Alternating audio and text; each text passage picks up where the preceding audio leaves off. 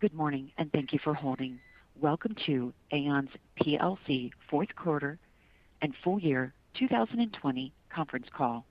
At this time, all parties are in a listen-only mode until the question and answer portion of today's call.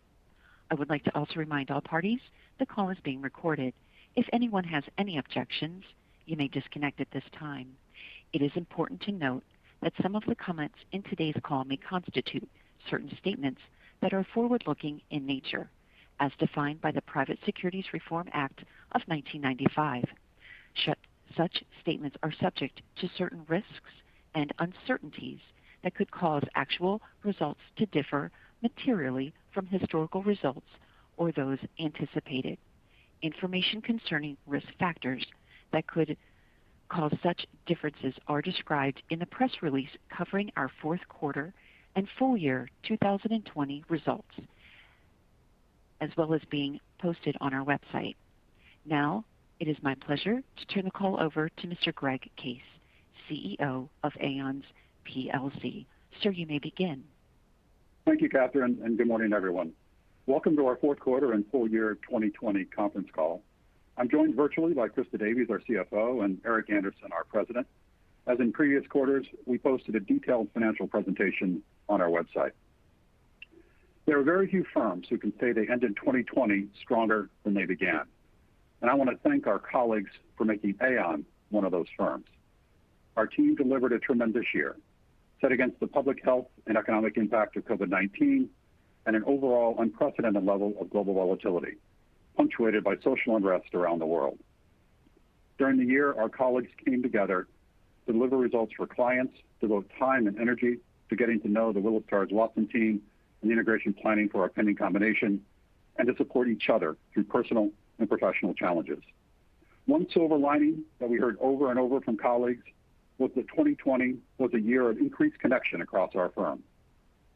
We saw our colleagues respond to the virtual environment by replacing in-person connections with introducing experts and sharing thought leadership with clients. We felt the impact of that connectivity as our COVID-19 task force ramped up to share insights and best practices. And we saw it translate into client success as local teams won new business by seamlessly bringing together colleagues from across the globe. By all accounts, 2020 tested our firm.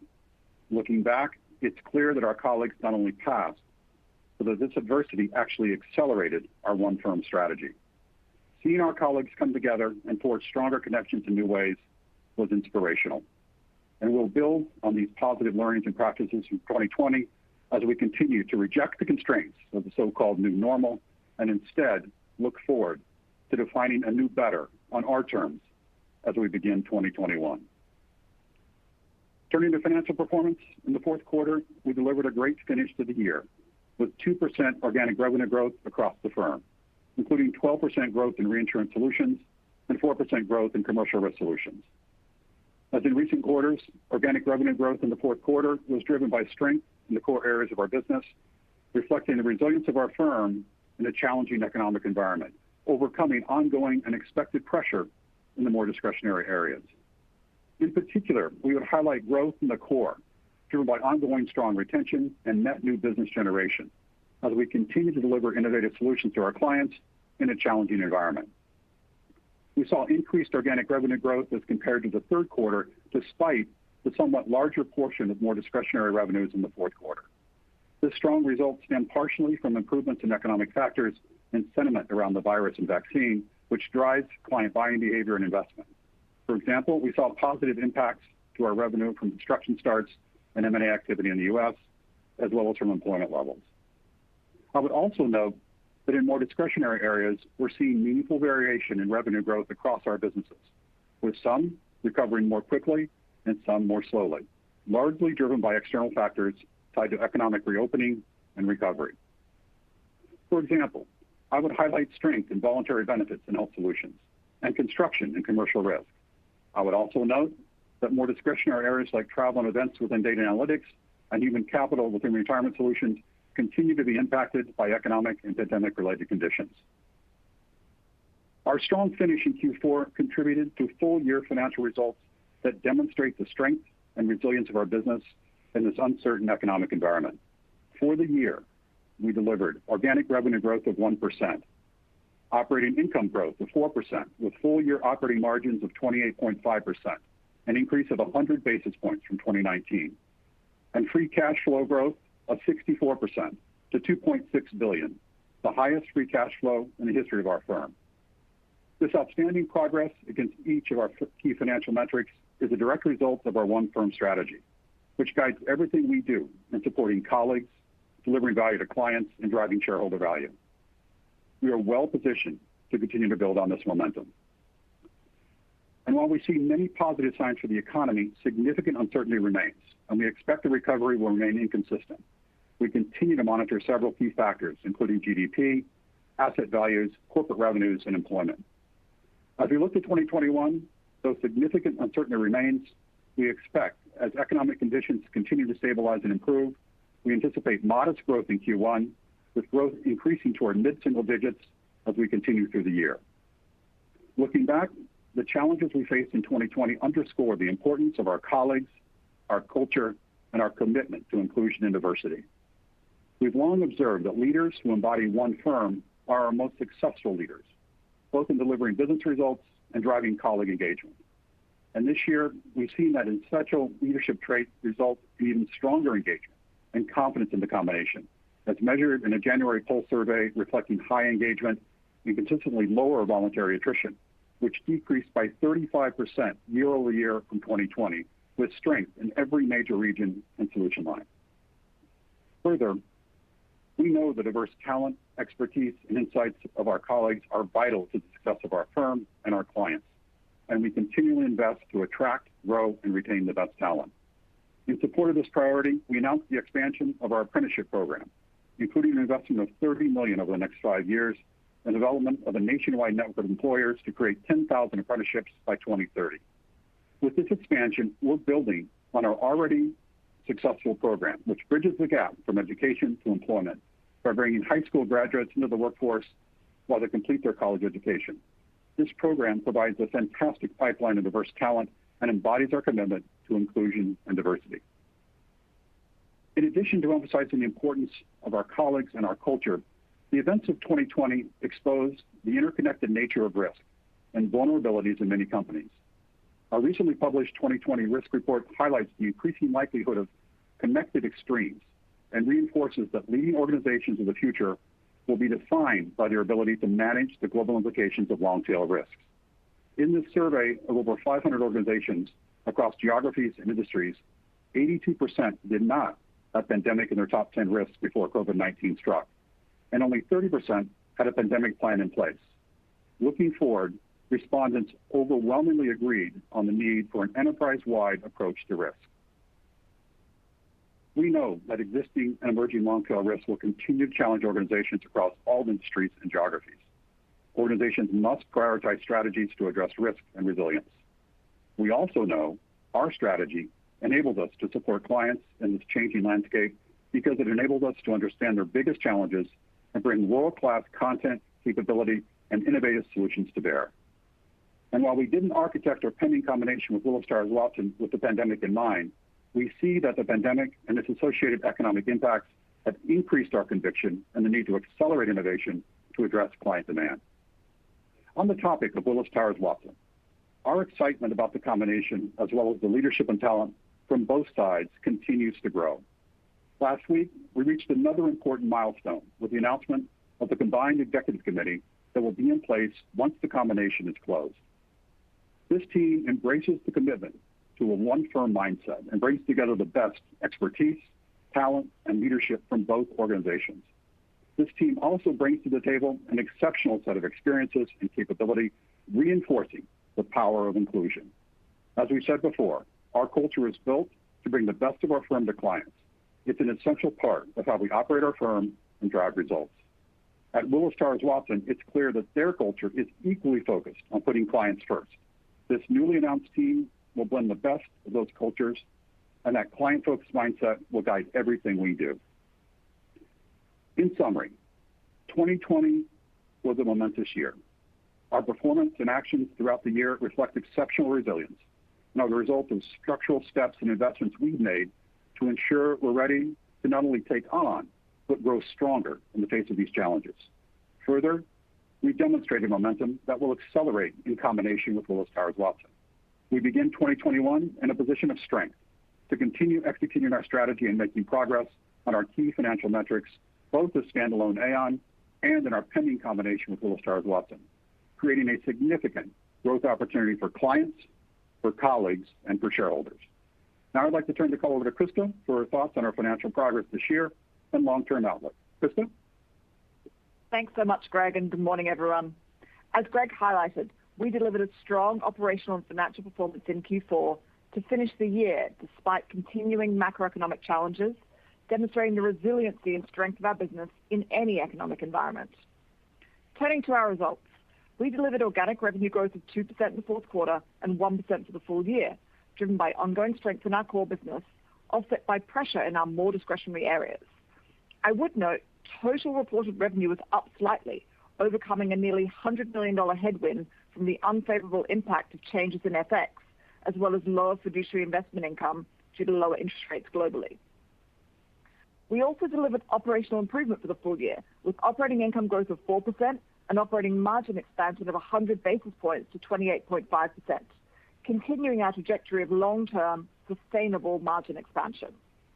For the full year, adjusted operating expense declined 1% due to expense discipline and a reduction in travel and entertainment, offset by increased compensation costs.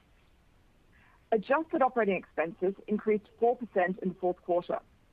Putting Q4 in context, due to the significant uncertainty we saw during the year, we tightly controlled our expense base and level of long-term investment in the business. During 2020, our organic revenue growth improved sequentially from the second quarter through to the fourth quarter, as internal and external factors contributed to a strong finish to the year. This led to a year-over-year increase in compensation benefit expense in the fourth quarter, a portion of which was variable compensation. This resulted in a full-year increase in adjusted compensation and benefit expense of 1%. I would also note that compensation expense increased in part because of our commitment during 2020 to retain all 50,000 colleagues, as well as lower voluntary attrition, which Greg described. As we've said before, we make decisions on expenses and margins in the context of each full year and expect to continue to drive margin expansion in 2021. For the full year, we translated strong operational performance into EPS growth of 7%, overcoming a headwind from FX translation. If currency remains stable at today's rates, we'd expect a favorable impact of approximately 20 cents per share, or approximately $60 million of operating income in the first quarter of 2021 due to a weaker dollar versus the euro. A key driver of our operational success has been the history of investment in our Aon Business Services platform, which has undergone a significant transformation over the last several years. The journey began with an initial group of 4,000 colleagues after the divestiture of our outsourcing business in 2017. By centralizing activities, eliminating inefficiencies, and promoting standardization, we delivered higher quality service levels and cost savings with better scalability, flexibility, and enhanced colleague experience. Today, approximately 13,000 of Aon's 50,000 colleagues are part of Aon Business Services, focused on driving operational improvement and enhancing how we serve clients. In 2020, for instance, we completed our data center consolidation program in the Americas, closing an additional 10 data centers and achieving $23 million of annual savings. We increased usage of our digital signature tool by over 110%, saving more than 65,000 hours annually. We renewed 90% of the nearly 9,000 U.S. commercial risk licenses paperlessly, and we improved our global operations and shared capabilities by delivering over 1 million hours of automation, freeing colleague capacity for higher value activities with clients. Looking forward, we expect to leverage our Aon Business Services platform to continue to drive sustainable margin expansion. In addition, we see opportunities to embed best practices around agility and connectivity into how and where we operate, ultimately reducing our overall real estate footprint over the long term. Turning to cash and capital allocation, free cash flow increased 64% to $2.6 billion, primarily driven by working capital improvements, including improved collections, a decrease in restructuring cash outlays, and strong operational improvement. We remain focused on maximizing the translation of revenue into the highest level of free cash flow, as highlighted by our free cash flow margin of 23.9%, up substantially from last year. We allocate capital based on return on invested capital, cash on cash returns. We continue to maximize shareholder value creation, highlighted by the $800 million of share repurchase in the quarter and nearly $1.8 billion in 2020. In 2021, we expect to continue to allocate capital according to this framework, and we expect share repurchase will continue to be our highest return on capital investment, given our free cash flow valuation and outlook. We expect to remain highly focused on closing and then successfully integrating our combination with Willis Towers Watson. Following that, we expect to continue to invest organically and inorganically in innovative content and capabilities in our priority areas. We remain very confident in the strength of our balance sheet and manage liquidity risk through a well-laddered debt maturity profile. Historically, we've looked to increase debt as EBITDA grows while maintaining leverage ratios. However, due to uncertain macroeconomic conditions, we expect to continue to manage our leverage ratios conservatively in the near future and return to our past practice of growing debt as EBITDA grows over the long term. As I look towards 2021 and our pending combination with Willis Towers Watson, I'd like to reiterate how excited we are about the newly announced leadership team and the significant shareholder value creation potential we see in bringing together our two complementary businesses, both from a top-line growth driven by accelerated innovation for clients and from the bottom-line impact of $800 million in cost synergies.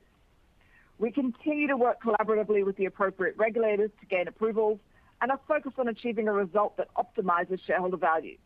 We remain committed to our expected close in the first half of 2021.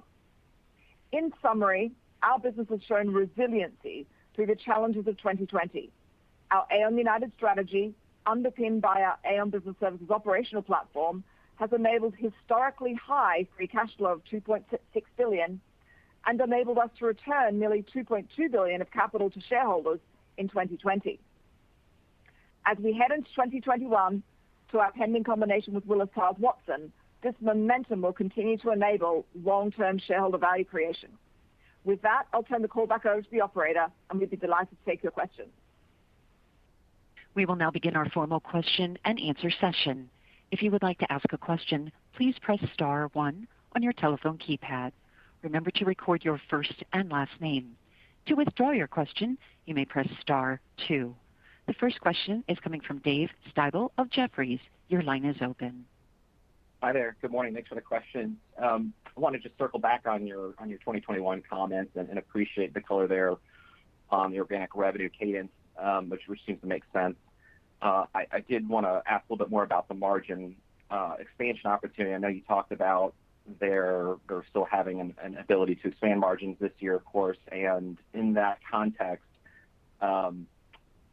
is it still going to be tough to achieve 70 to 80 basis points of margin expansion towards your long-term target, given that you still might not have fully returned to the normalized cost base, or are there other efficiencies that you've been able to realize through COVID, more work from home or other efficiencies, lower travel and expenses, that still might make that range feasible this year? Thanks so much for the question, Dave. So we are certainly committed to margin expansion in 2021, and we don't give specific margin guidance in terms of how much we would grow each year. But as you noted, Dave, we've driven long-term margins of 880 basis points over the last 11 years, so 88 basis points a year on average. And that is really driven by accelerating organic revenue growth, the portfolio mix shift to higher revenue growth, higher margin areas, and obviously, as you noted, the Aon Business Services platform continuing to drive productivity and efficiency for us. And that will continue to occur, Dave, in 2021. We're really excited, as Greg highlighted, about accelerating growth year over year, trending towards mid-single digits in the second half of the year. And the margin expansion will be a result of that growth, the portfolio mix shift, and the productivity from Aon Business Services. Okay, thanks. And then just on the free cash flow stepping off point from the $2.6 billion, had some easier tailwinds of things that weren't going to recur in 2020. As you jump off from that, though, is there anything to note that's unusual in the 2020 is that basically a clean number to go from there? And then a related question to that, I know you've been continuing to make progress towards your $500 million of working capital improvement over time. How far into that, how much of that have you achieved so far? Yeah. So Dave, first of all, the 2.6 billion is a clean number. And so there's nothing unusual about that number. And then in terms of the working capital, we obviously made some progress on working capital, as you saw in 2020. But we'd actually say that the 500 million is still the right long-term target for Aon on working capital. So, and Dave, the thing I think I've said before on that 500 million is that's just the number that gets you to working capital neutral. There are several countries in which we operate where we're working capital positive. We think that is entirely reasonable for a professional services firm. And so we think that a 500 million is a conservative number. And we're definitely targeting underlying free cash flow growth over the long term in the double-digit range. Okay, great. And then maybe a question for Greg and Eric just about client engagement and retention, how that is looking as you go forward into the year and new opportunities that continue to emerge just from COVID. Maybe any changes in client demand or services that Aon can bring to the table better than peers that you would highlight? Maybe I'll start with that, Dave, and then Eric's got a number of examples we could draw from. We'd say, listen, as client need and pressure continues to increase, it really does give us a great opportunity to connect with them. And for all of its challenges and issues that COVID has brought to us, and there've been many, one of the things it's also done with our Aon Business Services platform has allowed us to connect to clients even more effectively. Even yesterday, I was on a call that would have been a client meeting a year ago with 100 clients plus. We had 1,000 clients on yesterday. And so our ability to actually connect with clients and actually demonstrate the full capability of the firm at a time of high need is actually going up. So you're seeing more and more examples of our ability to drive new business, but as well as do more with existing clients given the capabilities we've got. And it really is happening all across the firm. But maybe Eric, a couple of examples from your standpoint to bring it Sure, Greg. And I think it's really based on the Aon United model that we've been working on, where you certainly have to be excellent in each of our subject matter capabilities and topics, but you have to work together to manage the client in a more holistic way. And so, topics like health, retirement, talent are all really front of mind when you think about the COVID angle of the question. And these topics aren't going away. How we deal with voluntary benefits, pooled employer plans, COP insights, all critical as our clients are looking to manage their colleagues through this pandemic, not to mention sort of the return to workplace. So as we look out in 21, we see a lot of opportunity to really help our clients during the challenging time. Thanks, guys. Appreciate it. The next question is coming from Elyse Greenspan of Wells Fargo. Your line is open. Hi, thanks. Good morning. My first question, you guys had pointed to the larger discretionary piece of your business in the fourth quarter as serving to pressure organic. You guys came in at positive too, so it seems like there was much better strength across many of your businesses, probably than you expected 3 months ago.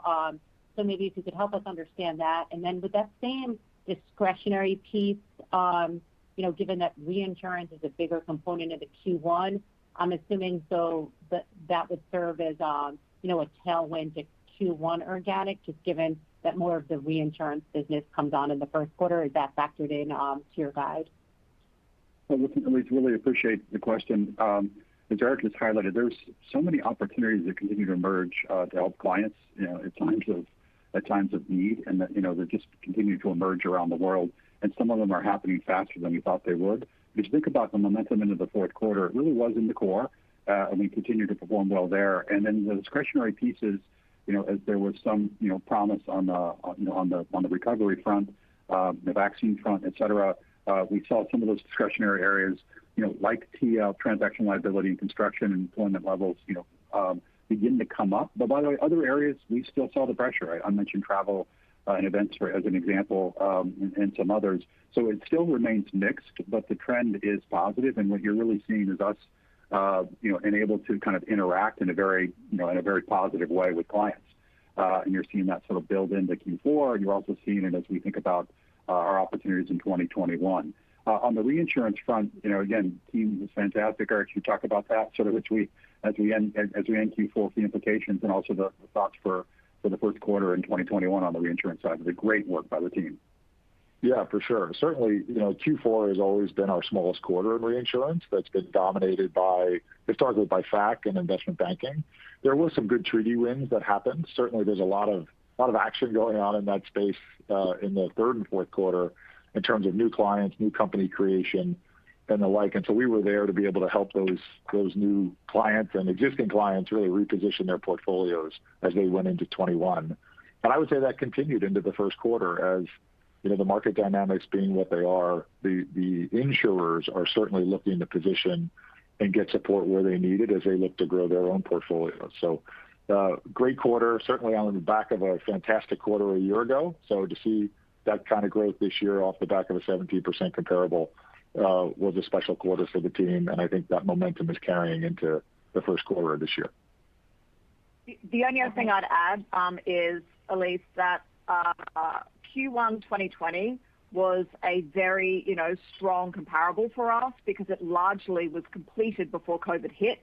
And so while we've had terrific momentum coming into 2021, as Eric and Greg described, that, difficult comparable means that Q1 is likely to be a lower growth quarter than the balance of the year. Okay, that's helpful. And then in terms of expenses, right, I think you guys alluded to, right, higher expenses in the fourth quarter. Just obviously the year came in better than you expected, and just tying back to comp, and then obviously less employee turnover, I think you said. But if I look at the quarters, right, the Q1, your expenses were close to flat last year. Like, is there anything seasonally that you can point out with the expenses as we think to 2021? And obviously recognizing that you don't really guide to margins for the quarter, but anything within the expense base that we should be thinking about?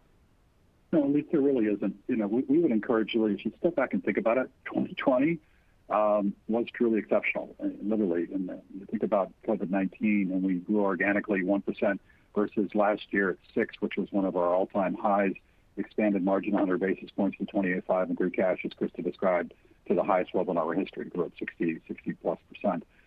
And this momentum that we built throughout the year in 2020 is, we believe, is going to carry over into 2021. So there really isn't anything we would focus on in Q4 that you should really over-rotate on. But it does reflect, really the great work of our colleagues in improving external factors, which impacted, client buying behaviors I described. But we wanted to really recognize the performance of our colleagues in the year, and that certainly shows up. But we'd encourage you to sort of think about the overall year and the overall momentum that was built and how it's going to carry into 2021. Great. And then one last one. You guys laid out, right, the mid-single digit or greater organic later in the year. I'm assuming that factors in, right, that you will close this merger, at some point in the first half of the year, obviously undergoing some regulatory reviews. So can you just give us an update? I think you said close this year, just update timing-wise and things where you expect on the regulatory front, and I'm assuming you still expect this deal to close, at some point in the first half of 2021. So thanks so much for the question, Elise. What I would start with is saying, the guidance we gave on revenue was we're moving towards mid-single digit, over the course of the year, so not greater. The second thing I'd say is the guidance is Aon only. We certainly wouldn't give guidance of the combined until we close. And then third, we are on track to close in the first half of the year, as we outlined when we announced the deal. Okay, that's helpful. Thanks for the color. The next question is coming from Jimmy Bhullar of J.P. Morgan. Your line is open. Hi, good morning. So first, I just had a question on the transaction and the Willis deal. You've already obviously put together a management team, so it seems like you're confident that the deal will go through. But what are your views on potential dispositions as you go through the regulatory approval process? And I think you've said in the past you wouldn't have to do much, but has that changed now as you've had more time? Thanks for the question, Jimmy. We remain incredibly committed to our combination with Willis Towers Watson and thrilled about the newly announced leadership team, as you described, who will lead us in accelerating innovation on behalf of clients and create shareholder value. The businesses are complementary and operate in competitive areas of the economy, and we believe we've got the arguments and evidence to ensure a positive outcome. We continue to work collaboratively with the appropriate regulators to gain approvals in a timely manner. And as we've said since we announced the deal, we expect to close in the first half of 2021, and we're on track to do that. And I would add, Jimmy, to that, I want to come back to the obvious for a second, if I could. Obviously, we're going to operate completely separately until we close. There's no question about that, and we have in every way, shape, or form. But we have had a chance to sort of get this group together and begin the planning process. And it's just been incredibly extraordinary, very gratifying to see this kind of talent come together to think about what the possibilities are in the future of the firm, both in helping clients in the here and now, but also on thinking about how we can help them in some of the most important issues as they come forward.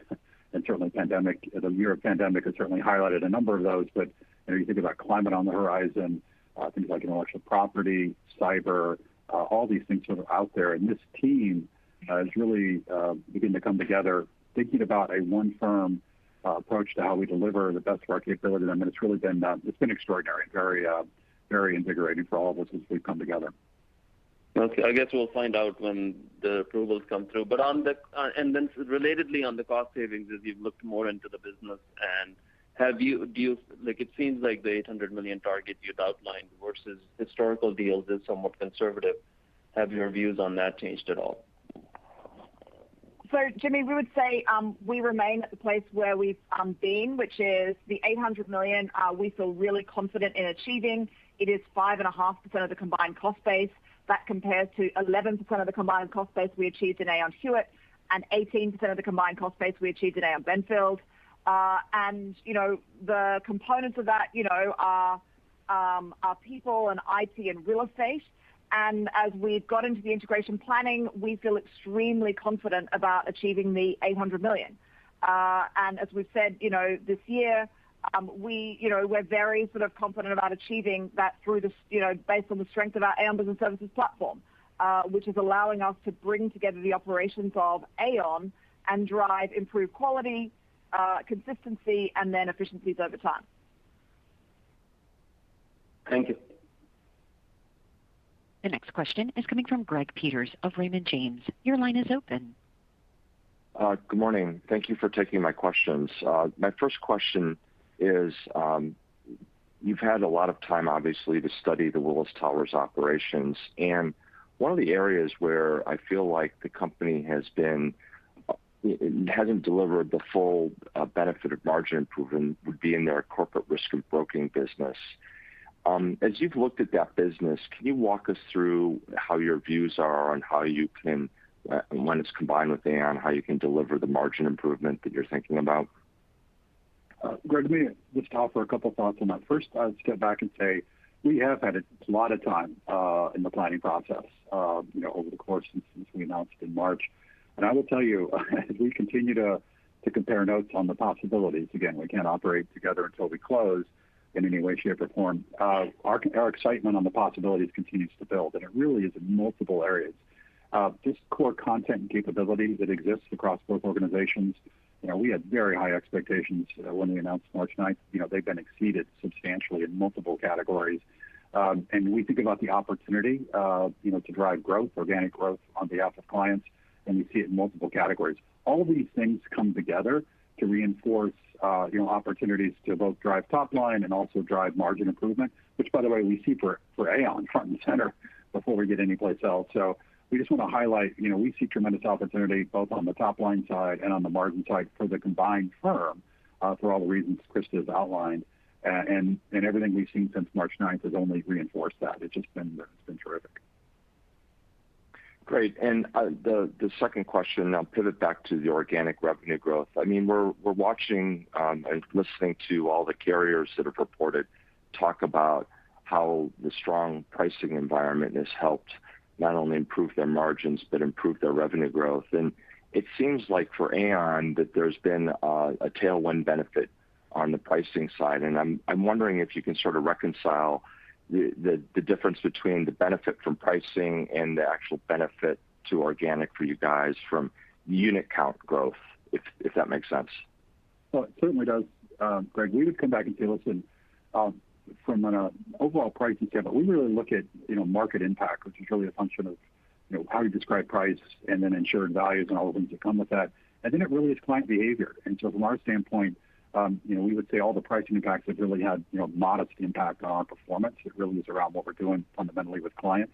Maybe ask Eric to give a couple of examples of where this is, but really, Greg, just when we step back, it really is about this is when Aon can really show up and help clients succeed in times of need. and they do a lot of reconfiguring as we think about sort of as the environment changes. But maybe, Eric, a couple examples, does that make sense?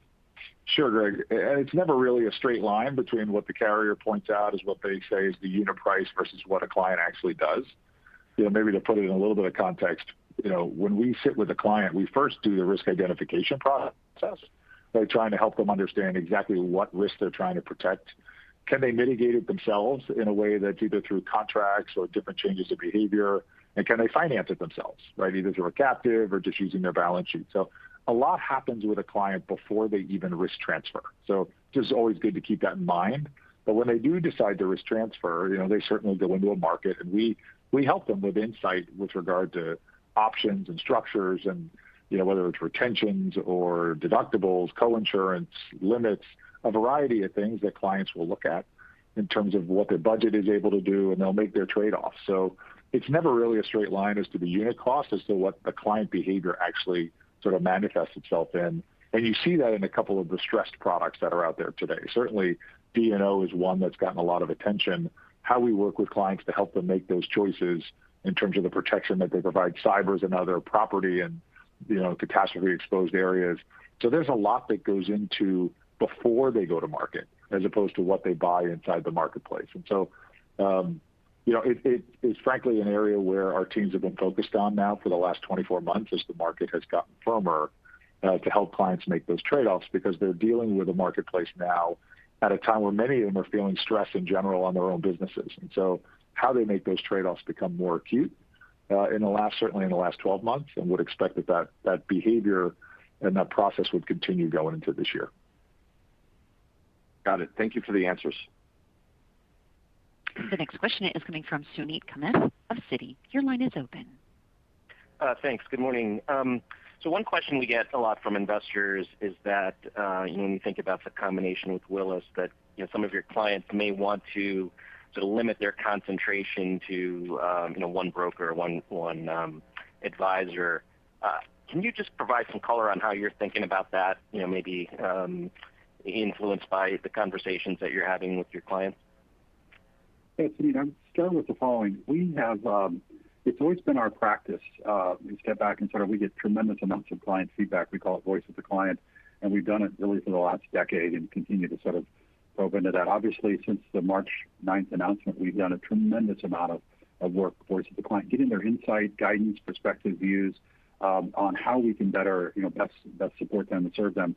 And I will say it's been overwhelming. As we dig in with clients and they understand that we're all about bringing them the best of the now, all things they could do in the current environment. Eric just described a number of different challenges that are out there and how we're going to help serve them better. But also the challenges, that are used to be on the horizon are now on their doorstep. And they're asking questions around, what about the next pandemic? What do we do? How do I think about cyber, right? The market's still relatively small, $6-7 billion against a connected, client, impact of, closer to $1 trillion.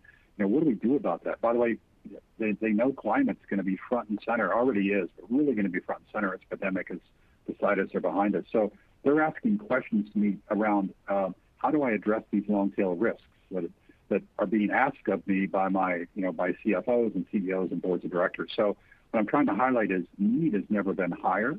And the solutions that we must bring to bear have got to evolve. We have to be better in supporting them. And we as we start with Aon, with the entire industry, and they see this combination as a chance to reverse a trend in which our overall relevance has actually declined as a percent, risk as a percent of GDP over the last 30 years. And they see real promise in that. So our feedback has been overwhelmingly positive across the globe on what this combination can mean for them. And we're very excited to work hard to meet those needs on their behalf. Got it. And then just on the regulatory approval front, yesterday there was a bill that was introduced around potential changes to antitrust reform. I know your deal was announced a while ago, but do you see anything from the new administration, inclusive of yesterday's bill, that could impact the timing of the approvals that you get from the regulators?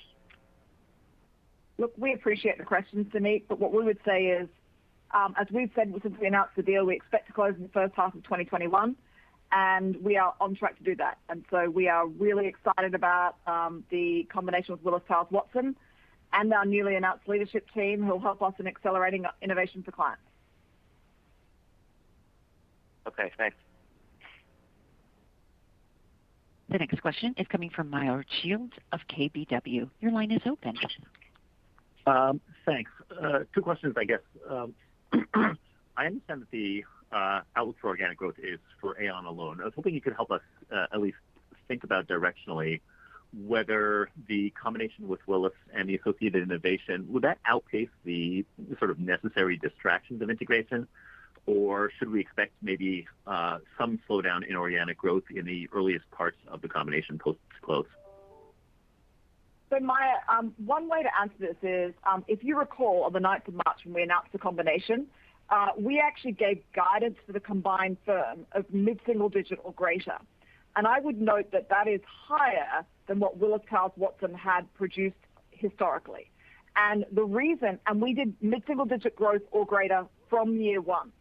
And so that gives you a sense of how confident we are in the new areas of, unmet client need in our existing business and in brand new areas of demand where there are no products and solutions today, areas like intellectual property, climate, and cyber. So we're really excited, Maya, about the growth potential of the combined firm. No, that's very helpful. Second question, Chris, in your opening comments, you talked about inorganic growth after closing on Willis Towers Watson, and I was hoping you could flesh that out in terms of whether we should think about that in your current business lines or maybe new opportunities for business services.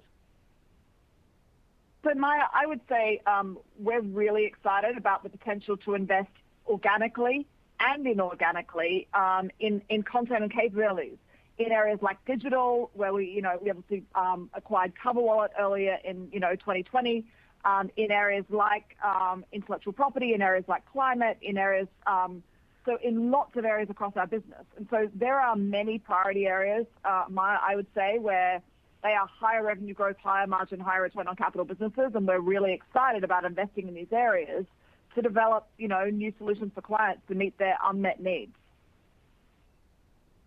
Great, thank you. And our last question is coming from Phil Stefano of Deutsche Bank. Your line is open.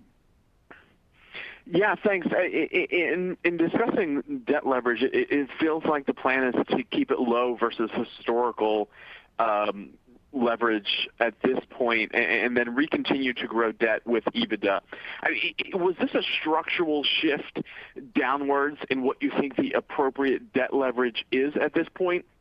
Or is there some kind of debt issuance catch-up coming in the in the out years as the uncertainties of the current environment abates? Yeah, thanks for the question, Phil. What I would say is it's really about the fact that we're managing conservatively our cash levels, given the macroeconomic uncertainty which still remains, and we're obviously heading into Q1, which is our seasonally lowest, free cash flow quarter of the year.